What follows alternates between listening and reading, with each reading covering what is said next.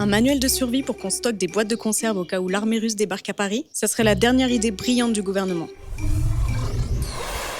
Selon Europe 1, le gouvernement serait en train de préparer des manuels de survie en cas de crise ou de conflit armé à nous envoyer d'ici cet été. Alors il y aura quoi dans ce guide? Des conseils genre préparer un kit de survie avec de l'eau, des boîtes de conserve, des piles et une lampe torche, mais aussi une incitation à s'inscrire dans une réserve, qu'elle soit militaire, numérique ou communale. Bah quoi, vous êtes pas prêt à mourir pour la France? Vous trouvez pas ça intéressant que tout d'un coup le gouvernement investisse dans la peur d'une menace existentielle alors que les Français ont genre 2-3 raisons d'être un tout petit peu énervés en ce moment, comme l'inflation, l'hôpital qui craque, des salaires qui stagnent, les écoles qui ferment, tout ça.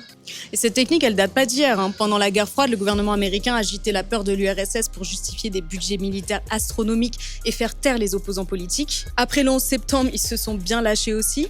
Vous avez peur des terroristes ? Allez hop, Patriot Act et on bombarde l'Irak sans preuve. Résultat, des milliards dépensés, des pays détruits, une instabilité mondiale renforcée. Mais les entreprises d'armement se sont gavées.